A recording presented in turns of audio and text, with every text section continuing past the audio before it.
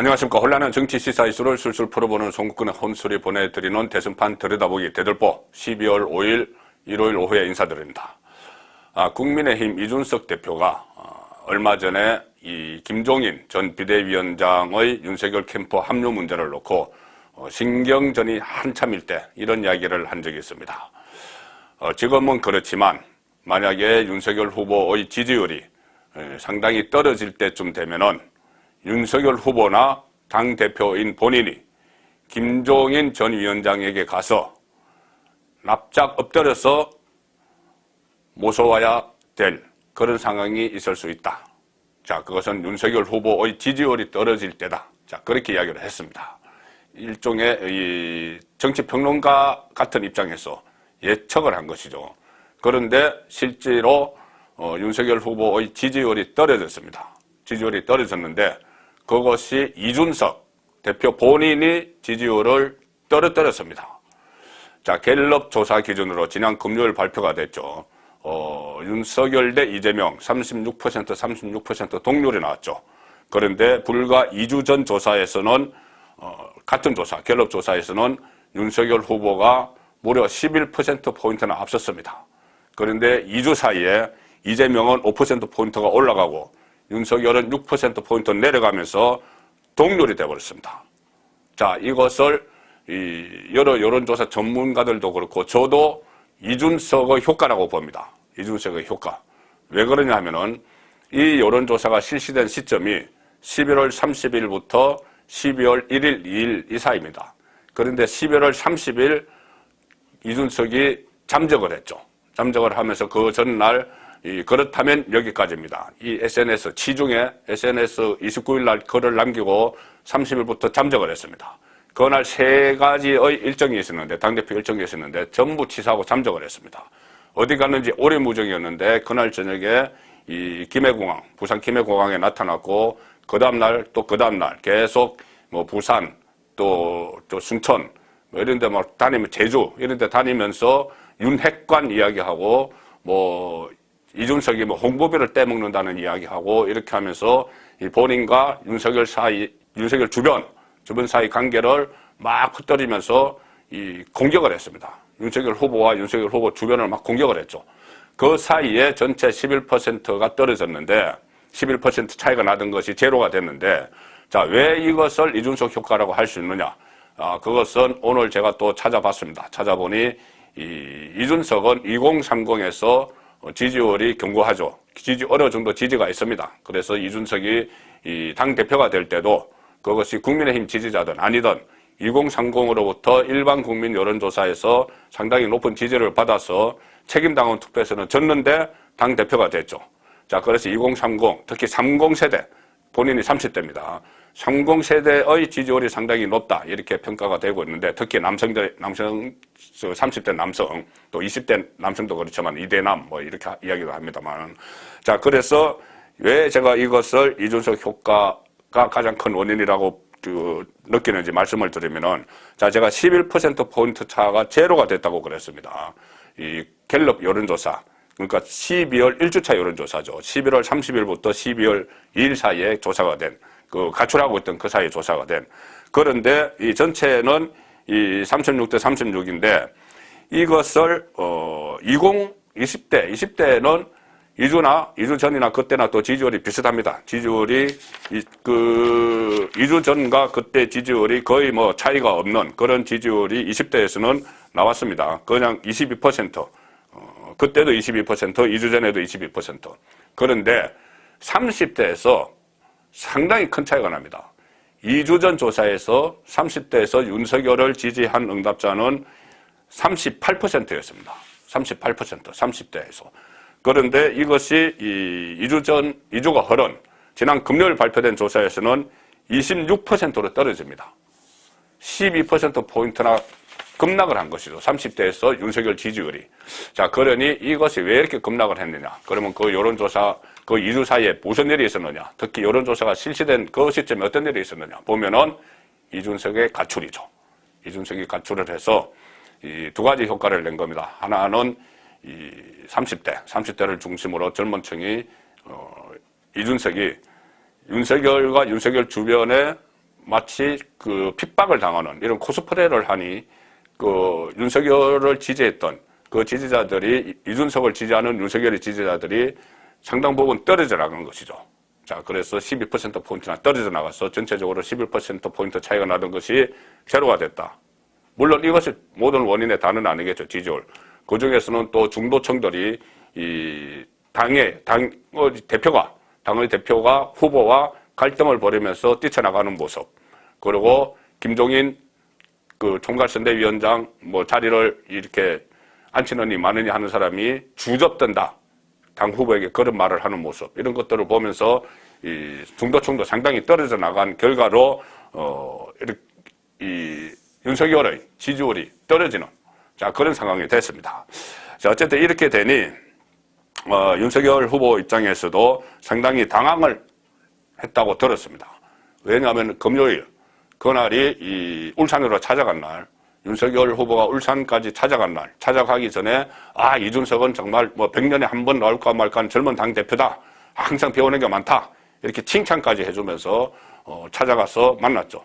찾아간 그날 오전에 갤럽 조사가 발표가 됐기 때문에 이 윤석열 후보 진영에서도 분석을 했겠죠. 분석을 해서 특히 30대에서 이렇게 추락을 한 것은 이준석이 저렇게 어떻게 목리를 부리고 저렇게 하는 가초를 하는 그것을 제대로 통제하지 못한 리더십 문제가 나왔죠. 윤석열의 리더십.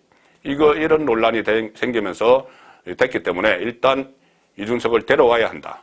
자, 그런 캠프 내부의 분위기가 있었고, 그래서 부랴부랴 윤석열이 울산 가서 어쨌든 같이 만나서 잘 해보자 이렇게 했습니다. 칭찬 그만큼 하고 100년에 한 번 나올까 말까. 그러니 이 치중에 SNS 글을 남기고 차고 수습을 못해서 우왕좌왕하다가 지방으로 내려가 있었던 그래서 거기서 다시 또 마치 큰 그림을 가지고 내려간 것처럼 이야기를 하고 있던 이준석은 울고 싶던 차에 뺨 때려준 격이죠. 그래서 슬그머니 복귀를 했습니다.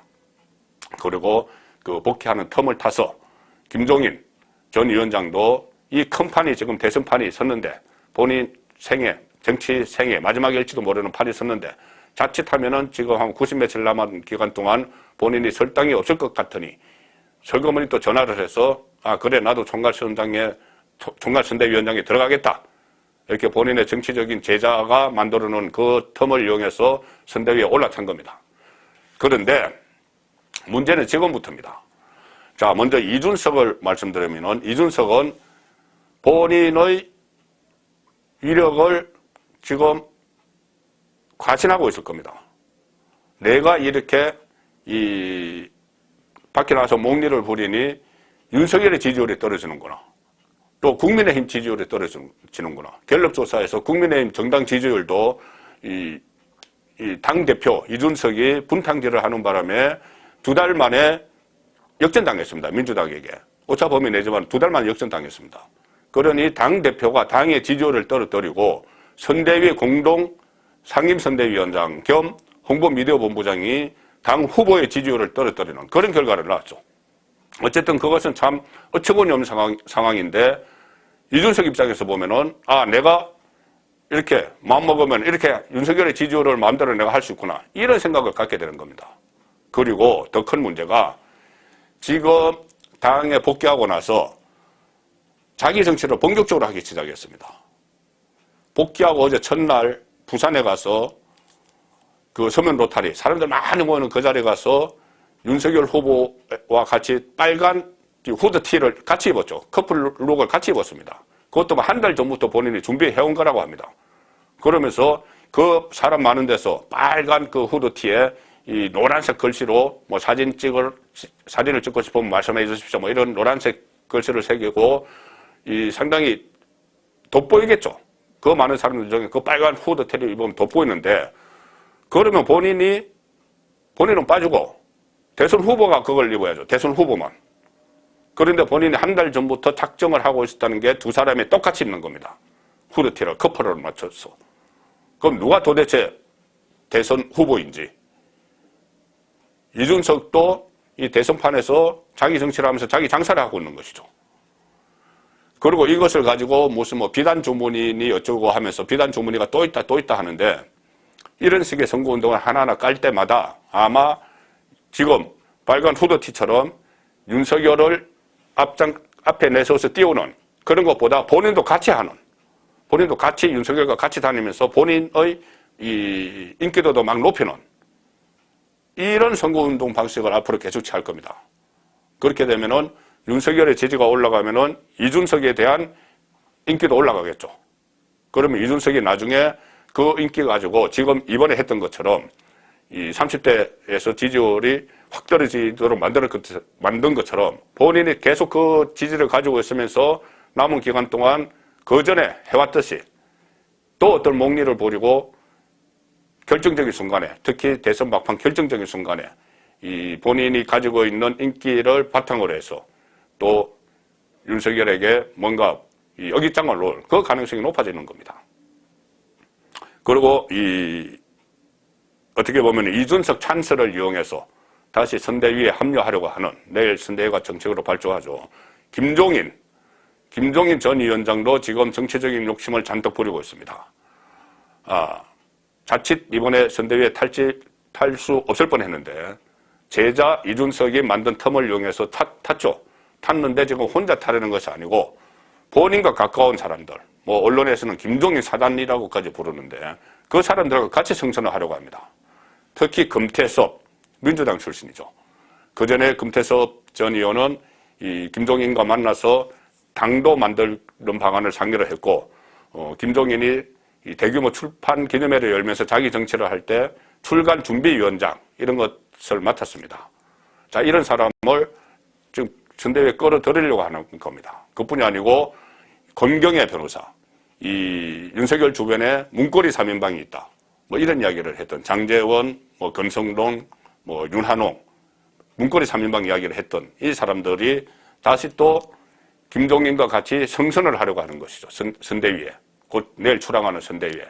그렇게 되면 이것은 다시 이 갈등의 씨앗을 심는 것이다.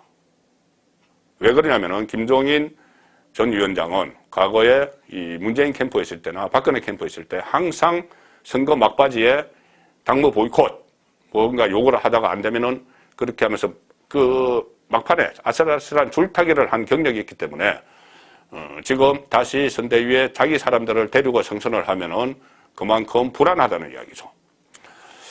자, 그래서 남은 기간 이준석은 또 목리를 부릴 미천 비단 주머니, 이것이 이준석의 목리용 비단 주머니일 수가 있습니다. 그것을 가지고 타고 있고 또 뭐 어쨌든 다시 덕무에 복귀를 했고, 김종인은 자기 사람들을 데리고 또 선대위에 타려고 하기 때문에 상당한 불안감이 있다.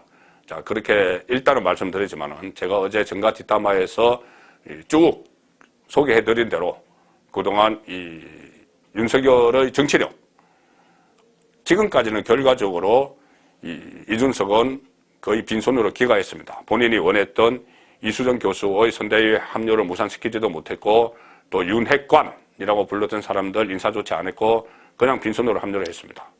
김종인도 현재까지는 이 김병준 상임 선대위원장에 대해서 비토를 했는데 관철시키지 못하고 그냥 또 백기투항하는 식으로 올라탔습니다.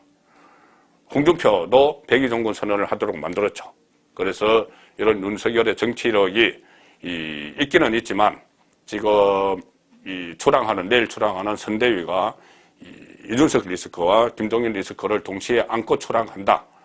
그러므로 이 상황에 대해서는 계속 추이를 지켜봐야 되는, 내일 선대위 출범을 앞두고 든 송국건의 혼술의 생각입니다.